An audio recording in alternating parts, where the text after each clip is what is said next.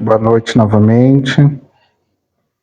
Hoje nós iremos tratar sobre dois temas. Vamos tentar trabalhar dois temas importantes.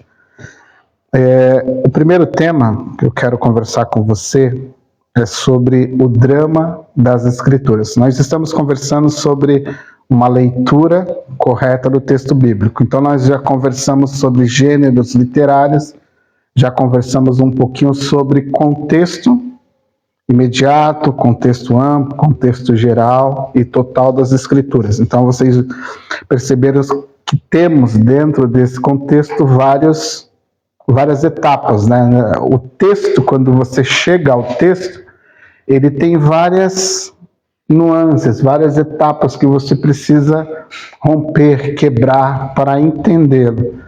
Então, qual é a primeira etapa que você precisa identificar para que a sua leitura seja uma leitura correta? Identificar o gênero literário. Se você não identifica o gênero, você comete praticamente 99% de chance de erro de compreensão. Porque você pode assimilar uma poesia como uma narrativa, porque está tudo igualzinho, às vezes não está separado.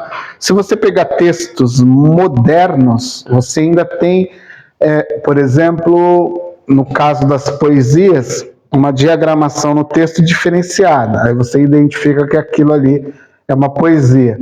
Mas se você pegar textos mais antigos, a diagramação dentro do texto, como ele está estruturado, é tudo igual. Então, quando você faz a leitura, você não sabe se é uma narrativa, se é uma poesia, porque está tudo misturado ali dentro. E isso é muito importante para você ter uma compreensão do texto de uma forma mais exata. Então, a primeira etapa é você romper com essa ideia, identificar o gênero. Depois você tem que identificar o contexto. Onde esse texto começa, onde esse texto termina, o seu começo, o seu meio e o seu fim. Então, todo texto, como nós conversamos aqui, você tem o texto imediato, que ele está dentro de um trecho específico, pode conter um versículo, pode conter 2 versículos, pode conter 30 versículos no mesmo texto. 15 versículos, por exemplo, o Salmo 119. Tem mais de 100 versículos ali. Mas é um único texto, que está distribuído com mais de 100 versículos. Mas é uma única fala. Tudo está dizendo a mesma coisa. De formas totalmente diferentes dentro desse contexto todo. Então, quando eu falo de uma epístola, quando eu falo de um evangelho, quando eu falo de um texto profético, ele tem um começo, um meio e um fim. Ainda que ele tenha 50, 60, um capítulo. Tudo tem começo, meio e fim. Então, eles não estão perdidos, os textos, dentro desses textos. Como nós vimos na última aula, analisando o texto de João. Qual é o propósito? Lembra do propósito do livro de João? Qual é o propósito? Mostrar que Jesus Cristo é o Filho de Deus e para que todo aquele que leia ou escute aquele texto acredite que Jesus é o Filho de Deus e tenha vida nele. Então essa é a finalidade do texto todo. Então cada história colocada, selecionada pelo autor, inspirado pelo Espírito Santo, colocado dentro daquele texto, é uma história que tem como finalidade provar que Jesus é o Filho de Deus, o próprio Deus, e também fazer com que o ouvinte coloque a confiança dele naquilo que está sendo dito e tenha vida. Então, qualquer autor nas Escrituras, quando está escrevendo, ele está escrevendo com um propósito, para corrigir, para orientar ou para apresentar algo. Então, esse é o contexto. Hoje eu quero estender um pouco e falar sobre o drama das Escrituras. Imagine assim, você tem a Escritura, essa primeira etapa dela ali na frente, é o primeiro texto. Mas por trás destes textos você tem um drama sendo contado. Lembra quando nós tocamos naquele ponto e falamos sobre Jesus no caminho de Emaús. Eu gosto daquele texto porque ele exemplifica muito esta questão. Quando Jesus pega os textos do Antigo Testamento e começa a contar a história dele, que está relacionada ou está conectada a tudo que está sendo dito dentro daquele contexto do que aconteceu. Será que você é o único aqui em Jerusalém que não sabe dos últimos acontecimentos que aconteceu entre nós e tal? Que é o que os discípulos no caminho de Emaús estão falando para Jesus. Será que tu é o único que chegou aqui e não está sabendo das coisas tão importantes que aconteceu aqui? Crucificaram, tal, esse Deus que se dizia o Messias, o Filho de Deus e tal, foi crucificado e tal. Aí ele vai caminhando com essas pessoas e em um determinado momento ele para e começa a fazer o quê? Explicar tudo aquilo que está relacionado àqueles últimos dias, morte e ressurreição de Jesus Cristo, mas a partir do quê? A partir do texto bíblico. Então, começando por Moisés, o texto não diz isso? O que é o Moisés naquela fala de Jesus? Pentateuco todinho.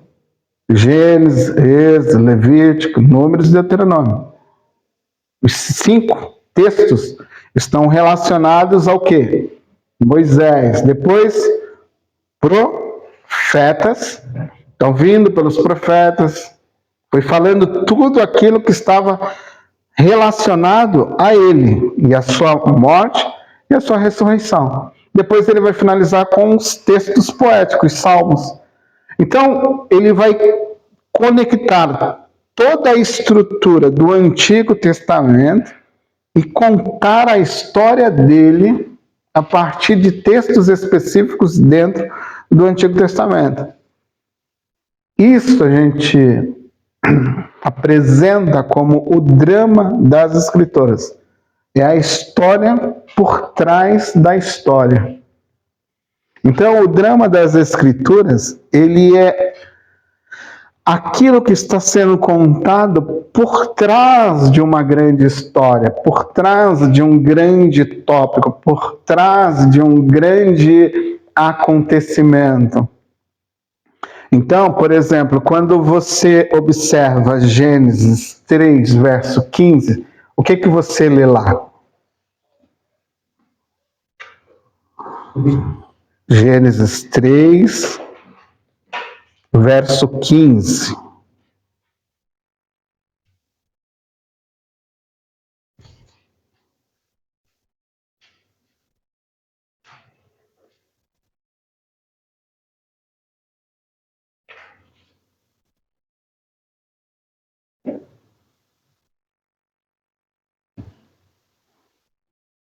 Eu tenho aqui, por exemplo, na fala, porém inimizade entre você e a mulher, entre a sua descendência e o descendente dela.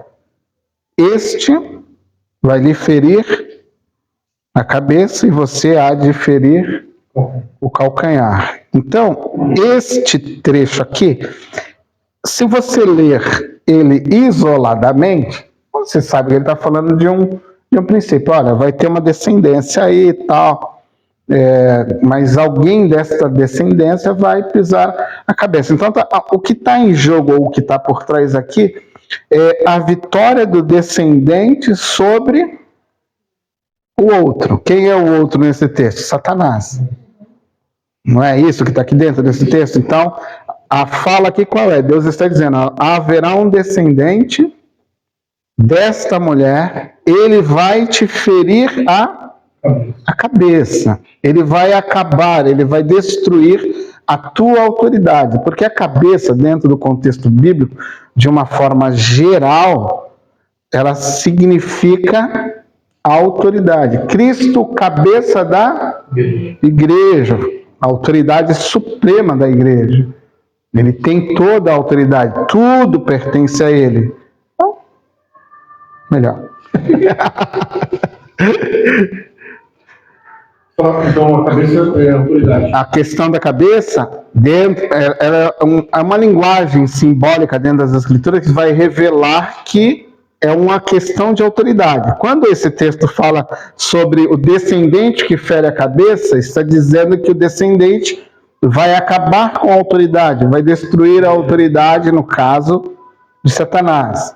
Satanás vai feri-lo de alguma forma, no calcanhar, mas não vai destruí-lo. Pelo contrário, quem destrói a cabeça é o filho. Esse calcanhar seria a crucificação de Jesus lá? Pode ser, não fica muito claro, mas é alguma coisa que vai, tipo assim, de alguma forma afetar Jesus.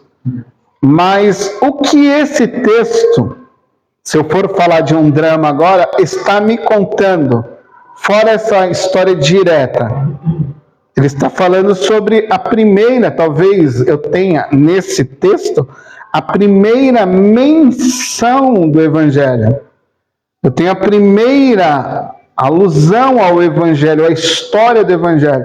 Então, a partir deste texto, eu tenho em toda a Escritura algo que posso começar a o quê? A rastrear até que eu chegue nesse descendente da mulher. Eu sei depois, por meio das Escrituras, que isso vai acabar em Cristo. Isso é fato. Mas o que eu quero mostrar aqui é que por trás dessa história existe uma história muito maior, muito mais ampla. Então, uma outra história está sendo contada por trás dessa história. Então, eu tenho vários trechos nas Escrituras que vão simbolizar isso. Então, eu tenho, por exemplo, vamos lá em Gênesis 22.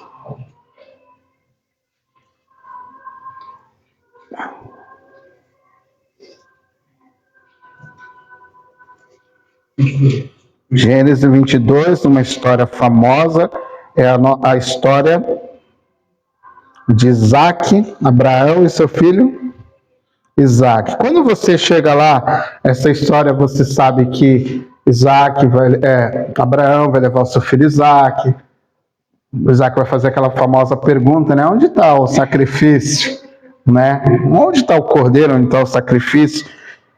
E o pai vai falar, Deus vai fazer o quê? Deus proverá para si um cordeiro. Quando você vê essa história acontecendo, o primeiro momento é Deus testando a fé de Abraão, de alguma forma. Colocando ali à prova, testando Abraão de alguma forma. Mas o que essa história também está me contando? Uma outra grande história de um Deus que providencia para si o próprio. Verso 8. Respondeu Abraão, Deus mesmo há de prover o cordeiro para o holocausto, meu filho. E os dois continuaram caminhando juntos. Então foram caminhando. Em seguida, você vai ver lá no verso 12 e 13. Não toque no rapaz. Pronto, Abraão está pronto para apoiar o filho. E é interessante que Abraão tinha uma fé fenomenal. Quando você olha esse texto de uma forma isolada, e não comparando esse texto com outras partes das Escrituras, você não percebe isso. Mas, por exemplo, em Hebreus, fala que Abraão tinha fé o suficiente para ver o seu filho ressuscitado de entre os mortos. Ele ia sacrificar mesmo o filho, mas ele tinha uma confiança, segundo o autor aos Hebreus, que Deus tinha a capacidade e poder para ressuscitar o seu filho. Assim, Deus está me pedindo filho, um único filho, o herdeiro, um único herdeiro, eu vou dar-lhe. Levantou o punhal para... Ele tinha ciência que o filho seria a descendência daquele Deus tinha prometido? Não. Assim, ele tem ciência que é um descendente dele. Mas ele não sabe de tudo que está para acontecer através desse descendente. Não. Deus nunca prometeu que ia ter a ressurreição. Sim. Assim, era algo dele. Próprio dele. Ele tinha uma fé em Deus tão absurda que ele chega ao ponto de o escritor aos Hebreus revelar isso. com base no Espírito, com base na inspiração do Espírito Santo, isso é revelado nas Escrituras. Mas isso nos mostra que ele tinha uma fé, assim, absurda em Deus, uma confiança em Deus que nos falta, muitas vezes. Mas ele não, você percebe, porque olhando de uma forma natural, tipo assim, é cruel, né? Pô, Deus pediu meu filho, e é mais cruel o pai aceitar a proposta. Deus pediu o filho? Vários deuses poderia pedir naquele momento, naquele ambiente. Mas eu validar a proposta, ok, vamos lá. É isso mesmo que tu quer? Vamos lá. E pá, verso 12, não toque no rapaz, disse o anjo, não faça nada a ele, agora sei que você teme a Deus, porque não lhe negou o seu único filho. E o que vai acontecer na cruz? Deus nega o seu único filho? Não. Assim como Abraão não negou o seu único filho a Deus, Deus também não negou o seu único filho em prol da raça humana. Então, o que os textos estão ecoando? Nesse texto, eu estou vendo uma outra história, um drama que também está sendo narrado. Qual é o drama das Escrituras? É a busca de Deus por criaturas que não merecem nada. Vamos supor, é ele correndo atrás do prejuízo que não é dele. Aquela fala comum, né? Vai correndo atrás do prejuízo, tá? Vou correr atrás do meu prejuízo aí, tá? Deus não precisava disso. Mas você vê a todo instante a Escritura nos contando uma outra história, de um drama, de um Deus tão apaixonado por uma criatura caída como eu e você, cheia de erros, cheias de pecados, cheias de... assim, não existia nada em nós que favorecesse um palmo, nos favorecesse um palmo diante de Deus. Não tinha nada em nós. E não existe nada em nós. É que o drama se torna algo tão impactante porque quem se move por nós, ou atrás, ou a nossa busca, é um Deus que não precisa disso. Nunca precisou e nunca vai precisar. Mas ele se dispõe, ele se coloca, ele se decide em um momento da sua eternidade que vai fazer isso. Eu vou te enviar, filhão. Topa aí. Topa, pai, eu vou. Aí o filho vem. Aqui é uma leitura tão natural, nossa, corriqueira, que a gente não para analisar a profundidade do que é isso. Quando você analisa os atributos de Deus, a grandeza de quem Deus é, por exemplo, se você pega há um atributo em Deus chamado a sua infinitude. Um Deus que é infinito. Você consegue compreender o que é isso? Um Deus que não tem limite. Não há limite de espaço. O tempo não existe para ele. Ele é eterno, que é um outro atributo dele. Mas se você pegar só a infinitude de Deus, um Deus que é infinito, você não consegue chegar ao fim dele, porque ele não tem fim. Agora, imagine que o que é infinito cabe dentro de um ser humano, de um corpo humano, toma forma humana, encarna, deita, come, anda, se cansa, chora, se alegra. O que é infinito se torna finito de alguma forma. Mortal de alguma forma. Entendeu? Ele se limita a ser um ser humano. Ele não cabe, ou não é que ele não caiba. Todas as coisas estão dentro dele E agora ele está dentro de um corpo humano, que ele mesmo criou. Habitou como homem, não é isso que o texto diz? Viveu entre nós. Vimos a sua glória. Mas quando João está dizendo isso, você tem que imaginar que este Deus, que não tem limite de espaço, limitou-se a ser um ser humano dentro de um espaço físico limitado. Profundo demais. É que nós, às vezes, passamos batido. Na leitura do texto, a gente não imagina essas coisas. Por exemplo, quando você abre o texto de Atos, porque nele existimos e nele nos movemos. Dentro dele existimos, dentro dele nos movemos. Isso é para mexer com a nossa cabeça, assim, de uma forma absurda, porque eu não tenho, não sei se você tem, a dimensão do que seja isso. De um Deus que não tem limite, mas se limitou a ser um ser humano. Encarnou. Este é o drama das Escrituras. Ele tornou-se homem, encarnou. Abraão ergueu os olhos, verso 13 do 22. Viu um carneiro preso pelos chifres num arbusto, foi lá pegá-lo e o sacrificou como um holocausto em lugar do... O que acontece na cruz? Nós temos uma doutrina muito pontual nesse contexto e muito importante. A substituição.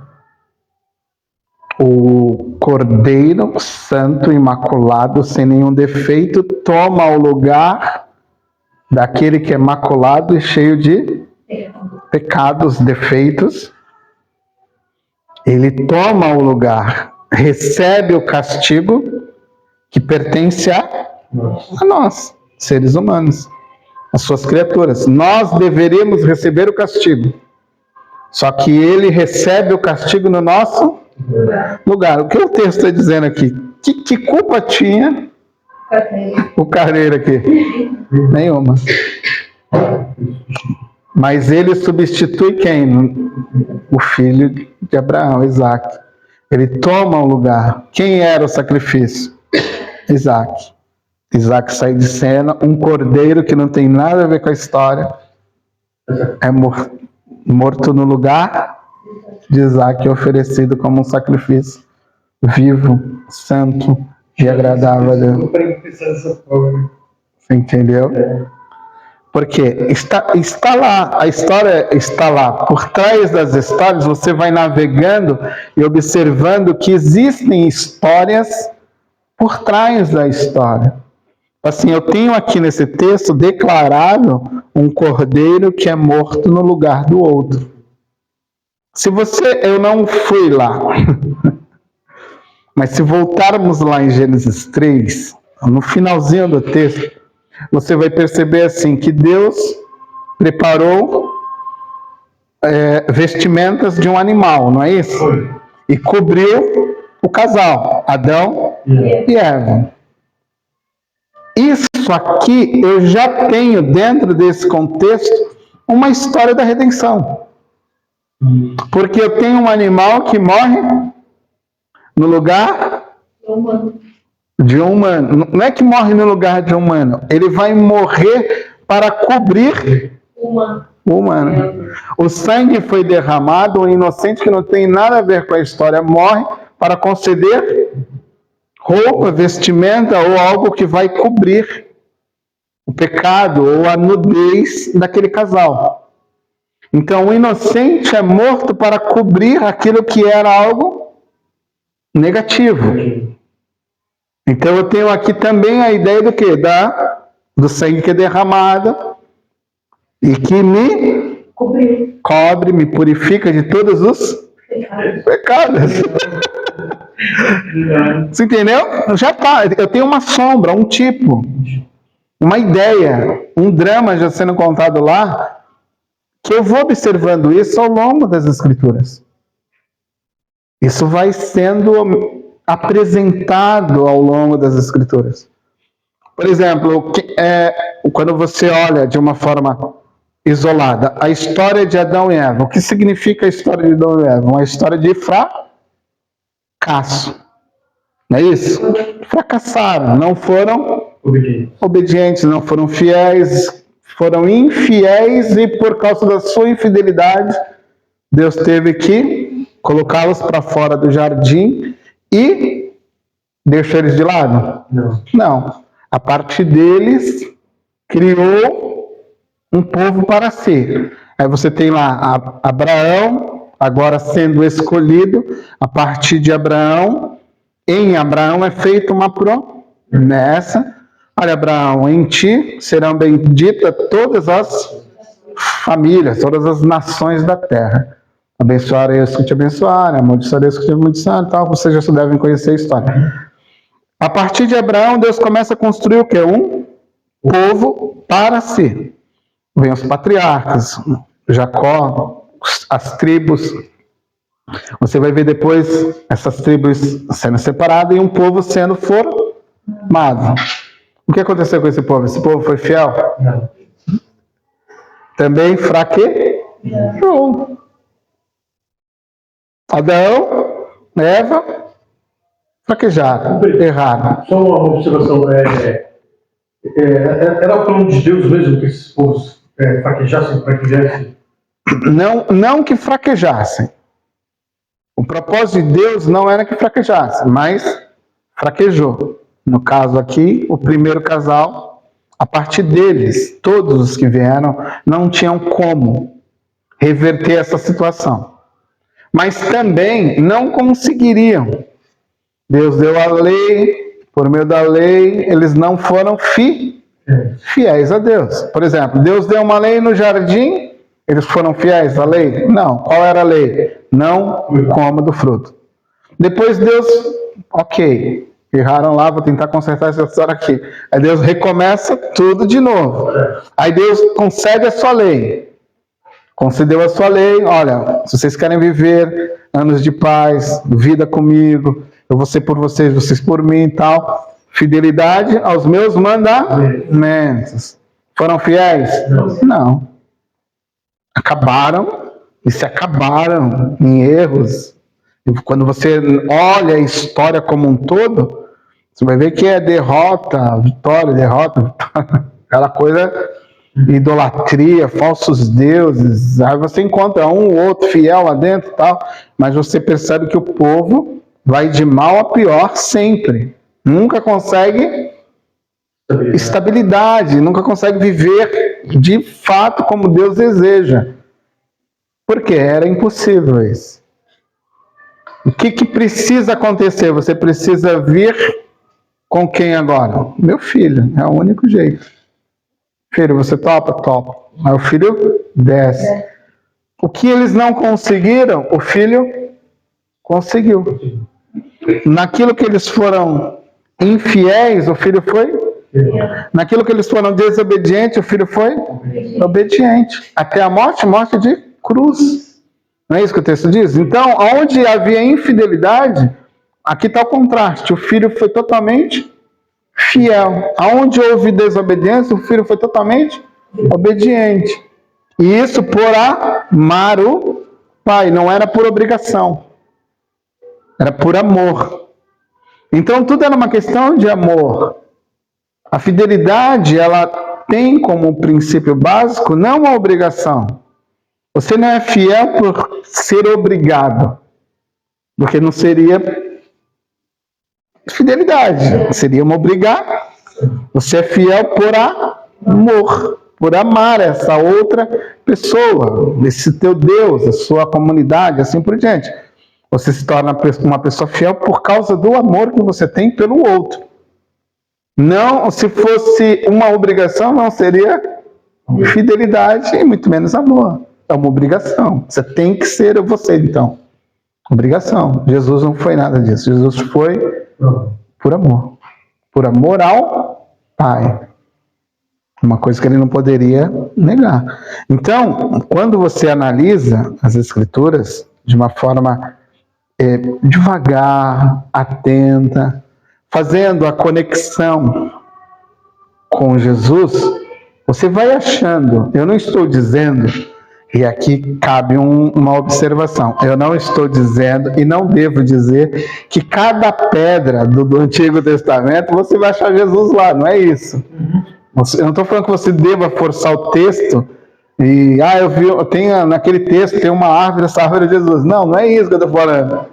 Mas existem histórias pontuais dentro do Antigo Testamento que elas estão direcionando, apontando para Jesus e contando a história, esse drama que Deus vai em busca de criaturas caídas que não mereciam seu amor, mas Ele, por sua graça infinita e misericórdia, ama essas criaturas que não merecem nada dele. Todos nós somos. Cada um de nós aqui temos o nosso débito, a nossa conta. Quando ele puxar e falar, aí Jesus, esse não, pai. Esse eu comprei com meu sangue. Vamos vamos pagar essa história aqui, vai. Aí ele nos convoca para entrar com ele. Entendeu a diferença? Essa circunstância vai ser tão... Ela é real já, mas quando isso estiver assim, quando você estiver diante de tudo isso, você vai entender o significado dessa palavra. Sim, eu te recebo como meu suficiente Senhor e Salvador Jesus Cristo. Isso não tem, talvez... Como é que eu posso dizer isso sem ser simplista demais? Mas talvez eu e você não tenhamos a dimensão disso para a eternidade. Entendeu? Talvez a gente não compreenda isso, mas quando você estiver diante dele, diante daquele trono, e que ele disser assim, vinde benditos de meu Pai. Cara, e você vê uma outra turma, afastai-vos de mim. Entendeu? Você vai falar, cara, como, tipo assim, valeu cada choro, valeu cada lágrima, valeu cada momento de fidelidade, cada oportunidade que eu perdi por causa dele, valeu a pena, vai valer a pena. Cada situação dessa. Por mais difícil que seja agora, por mais delicada que seja nesse momento, que às vezes não é fácil para nenhum de nós, mas quando você vê esse drama sendo explanado, a nossa história sendo contada com ele, eu gosto de uma ilustração, eu acho que é do Kevin Garden, que ele tem uma ilustração, cara, de um homem, como se fosse Jesus, agarrado como uma ovelhinha, e os lobos pulando em cima daquele pastor, né, no caso. Ele está ali defendendo a ovelha de todos aqueles lobos. É mais ou menos essa imagem, cara. Assim, naquele dia, é como você receber aquele abraço de Jesus e falar, vem bendito de meu Pai. Assim, não há mais, como diz Romanos, né? Para aqueles que estão em Cristo já não há mais nenhuma condenação. É difícil as pessoas entenderem isso. Já não há mais condenação. Em Cristo Jesus não há mais condenação, cara. Nós temos um livre acesso. E é isso que a Escritura conta, é a nossa história. E essa loucura de um Deus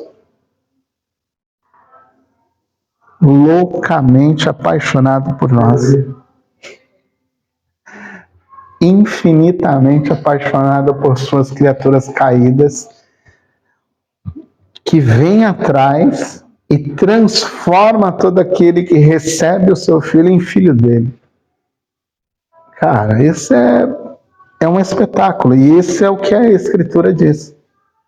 Por exemplo, Romanos capítulo 5, do verso 12 ao 21, você tem uma história lá que nos conta, por exemplo, ela faz um contraste entre o primeiro Adão e o segundo Adão. Nesse texto, mostra a infidelidade de um e a obediência do outro. Romanos 5, do 12 ao 21. Mortos em Adão, vivos em Cristo. Há muito tempo atrás eu recebi uma ministração que era todo aquele que está em Adão está o que? Morto. Então, há duas situações na vida de qualquer ser humano. Ou ele está em Adão ainda, ou ele está em Cristo. Não existe uma terceira via. Porque todos os que são descendentes de Adão estão mortos em Adão. Todos os que são descendentes de Cristo estão vivos em... Porque Cristo está vivo e Adão, simbolizando a morte, o pecado, está morto. Então esse texto, ele conta essa história, que o pecado entra no mundo por meio de um homem, e o pecado traz com ele o que há morte. Assim também a morte passou, ela foi tocando em todos os homens, porque todos os homens pecaram. Então a morte foi consequência de uma desobediência, mas ninguém conseguiu se isentar disso.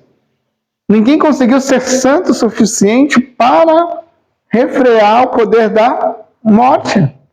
Diz que todos pecaram. Verso 12. Todos pecaram.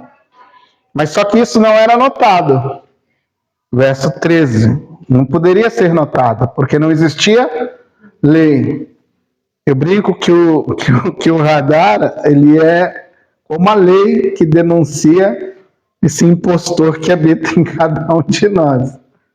Na velocidade do dia a dia, na rapidez do dia a dia, você precisa que às vezes avançar, você quer acelerar acima do limite, mas o radar faz o quê? Ele denuncia a sua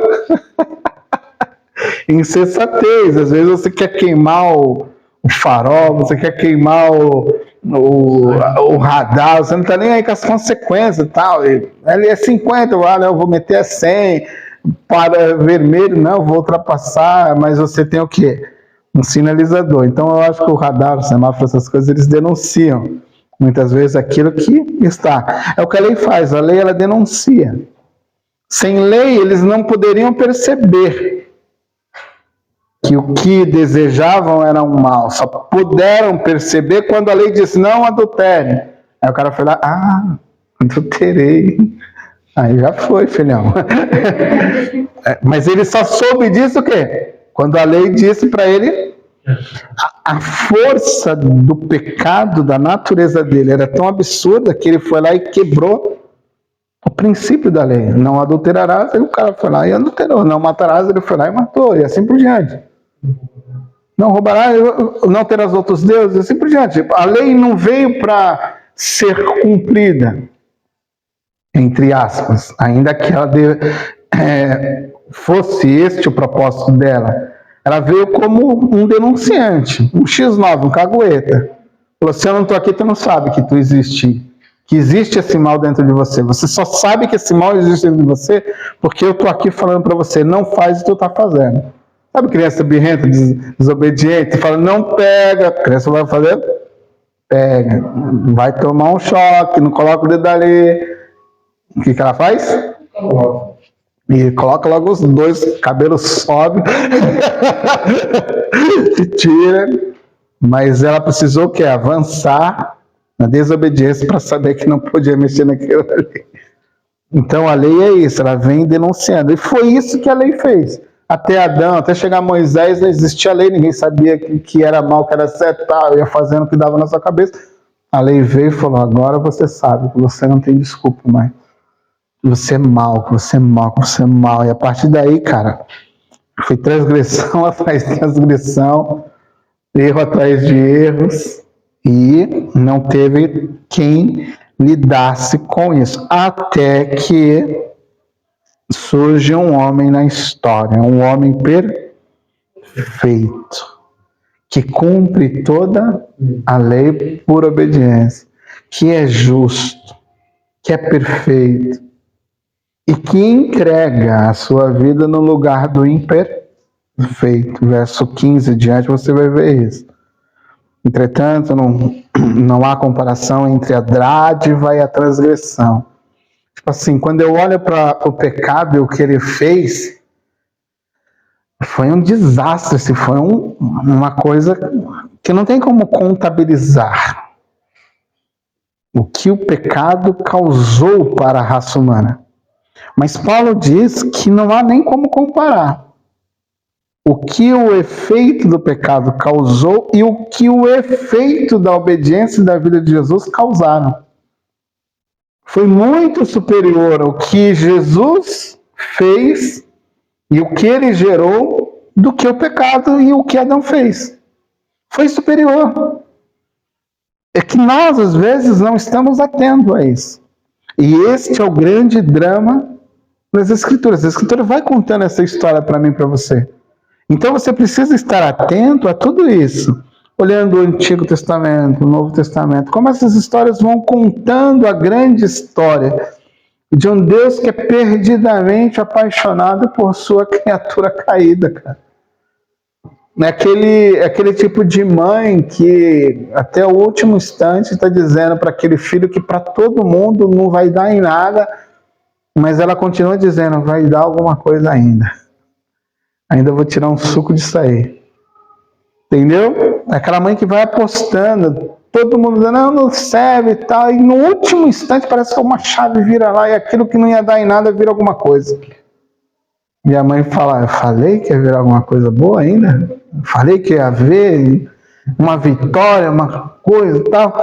É isso que Deus fez. Deus foi até que a chave virou em Jesus Cristo. E ele mudou toda a história da raça humana.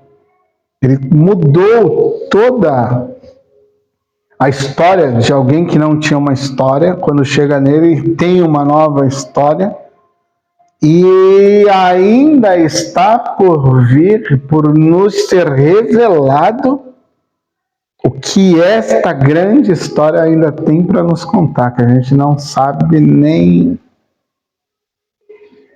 a fração do que Deus vai fazer conosco por toda a eternidade. Não tem limite de tempo. O que está guardado para nós, que está oculto de nós, que não temos condições de ver dentro do ambiente ou do mundo espiritual, porque isso não nos foi revelado, isso será revelado lá na frente, a gente não sabe. Mas o que eu sei é que o texto, no capítulo 5, verso 15, diz que não há comparação entre a dádiva e a transgressão. Entre o que Cristo fez por mim e por você, não se compara com o que o Adão fez. E olha que o rombo que ele fez foi terrível. Nem se compara, né? Mas não se compara. Não tem como medir. Paulo está falando isso. Não há como medir.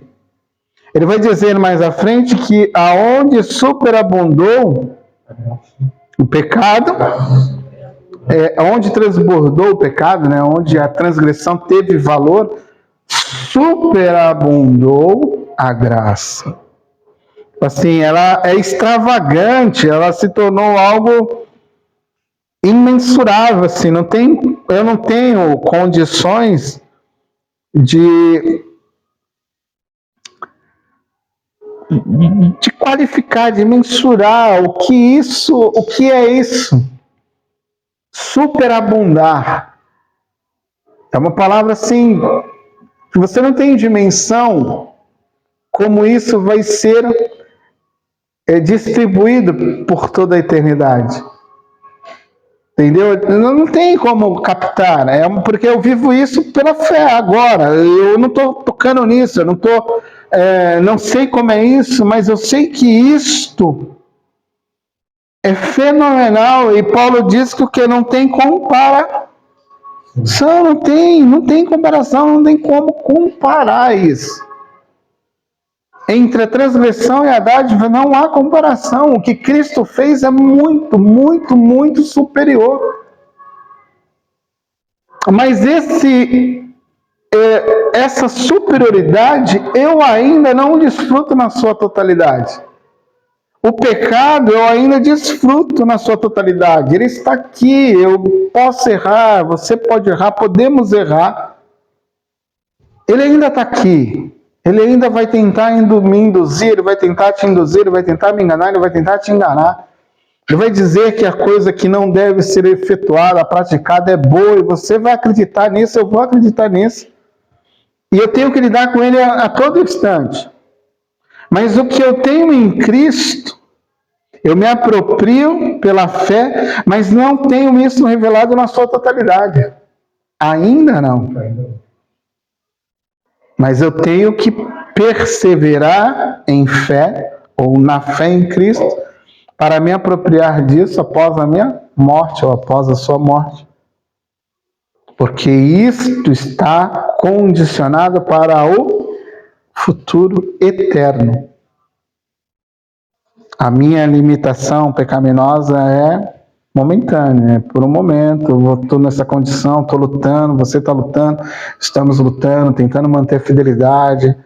E eu imagino que você saiba que é um custo. Isso é difícil, isso é custoso. Enquanto o mundo está dizendo tantas outras coisas, enquanto as oportunidades que o mundo nos oferece estão aí, ó, e a gente está um ano para se manter um pouquinho fiel ali, manter uma fidelidade, e você percebe que é um custo. Mas o custo não há de se comparar com a pilar. Não há. Eu gosto muito da expressão que Paulo diz assim, que nem olho viu, nem ouvido ouviu, o que Deus tem preparado, aqui vai um detalhe, para os que o amam. Não é para qualquer um. Tem uma condição aqui. Para aqueles que o amam. Assim, não temos dimensão do que Deus tem preparado, do que Deus tem guardado. Sabe aquele presente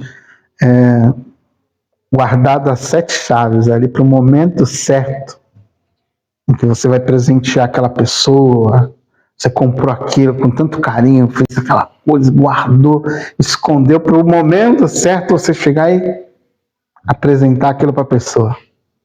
A pessoa, nossa, era isso que eu queria, poxa, eu pensei nisso, eu queria isso e tal, não sei o que, aquela coisa toda. Você percebe a surpresa, a alegria, o misto de emoções que ali está a ocorrer naquele momento. Eu imagino que esse vai ser o momento espetacular, quando Deus trouxer o presente, puxar a fitinha, levantar a tampinha da caixa e falar assim, ó, isso aqui tudo está preparado para você. Você me ama. Isso aqui tudo é teu. Não tem, ainda não tem. E isso é o drama das Escrituras. Você tem que se apaixonar por essa história. A história por trás da história. Não é só sobre Davi, não é sobre Sansão, não é sobre Golias, não é sobre abrir mar vermelho. É como eu encontro Jesus ali. Como aquela história me revela Jesus na sua glória, na sua eternidade. Como é que aquilo fala sobre Jesus? Há uma história por trás das histórias. Então a Escritura, ela tem um drama e ele está sendo contado. De Gênesis a Apocalipse. Vamos lá ver um deles, rapidinho. Templo. Pega o templo. Eu vou pegar o tema templo. Tá bom? Templo. Quando você vai lá em Gênesis, capítulo 1, 2, o que você encontra lá? Um mini templo. Deus está lá no meio. Adão e Eva está lá. Toda a criação está lá. O templo, ele significa, ele simboliza a presença. Então, o templo simboliza o quê? A presença de Deus. Deus está no meio do seu povo através do templo. Então, o Éden, ele simboliza um tipo de templo.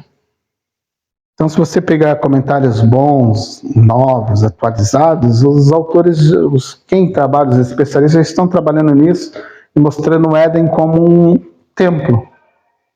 Aí o que acontece no Éden? Pecado, separação. Aí Deus precisa fazer o quê? Continuar com o seu povo, mas ele é santo. Então ele não pode continuar com o seu povo de qualquer forma, nem de qualquer maneira.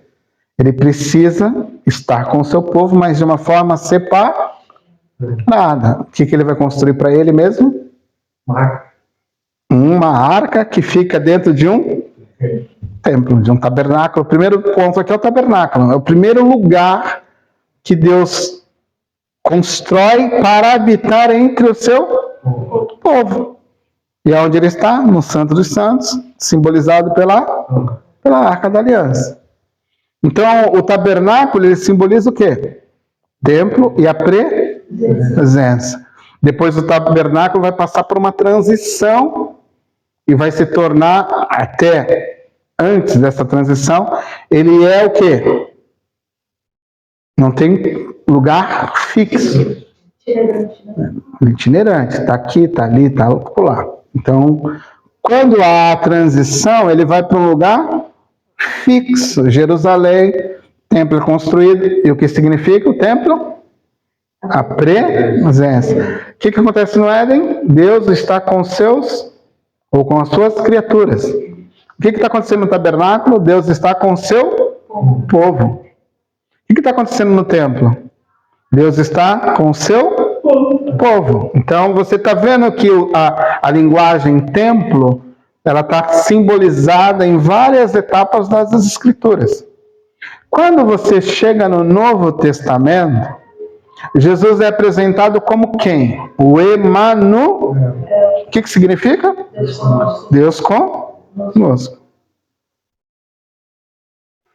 Deus está no templo? Não mais. Deus está agora encarnado, como um ser humano andando entre o... Só que agora Deus não está mais separado. Ele está o quê? Tocando, comendo, bebendo, rindo, chorando, dormindo, caminhando com o seu povo. Só que ele vai ser levado à morte, ressuscitado ao terceiro dia, elevado ao céu. Mas ele deixa uma promessa. Espírito Santo. Vai habitar onde? Nós. Que somos o quê? Templo.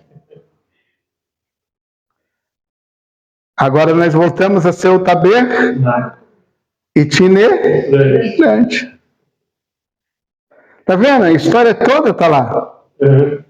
Mas o que a história está me contando? Deus quer estar conosco. Em todo o tempo. Em toda a história. Desde o Éden até o começo do Novo Testamento. Morte e ressurreição de Jesus Cristo e início da igreja. Acabou a história aí? Não. Porque na eternidade, quando nós entrarmos dentro do estado eterno, esse corpo que é quebrado se torna um corpo glorificado. Só que diz o texto lá que a habitação que está nas regiões celestiais, ela se conecta com a que está na terra. É como se o céu descesse, a terra subisse e ficasse tudo um ambiente só. Eu tenho novamente um mesmo ambiente no final de Apocalipse, capítulo 22.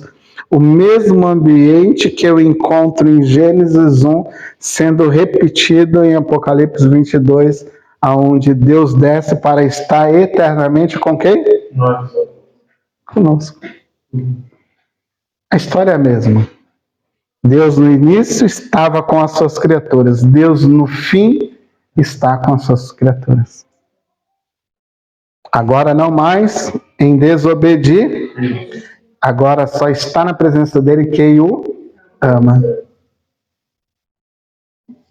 Quem o ama, quem o deseja. Por isso que eu falo que o céu não caberá alguém forçado lá. Porque só vai estar no céu quem o ama. Aquele que amar o meu filho, eu também o amarei. O céu não é feito para quem não ama Jesus. O céu é feito, a habitação celestial é feita, o ambiente eterno é concretizado, elaborado para quem ama a Deus. Por isso que não haverá rebeliões. Porque só estará lá quem o ama. Deus não vai ter rebeldes, não vai ter. Assim, Deus não vai correr perigo. Vamos dizer assim, numa linguagem simplista, Deus não corre perigo. Em nenhum momento nunca vai correr, mas é só uma linguagem para a gente entender. Sim, Deus vai ser sabotado, Deus não vai correr perigo algum. Porque quem estará com Ele por toda a eternidade só estará por um motivo. Eu te amo. Não vai estar por outro motivo. Isso é o drama das Escrituras.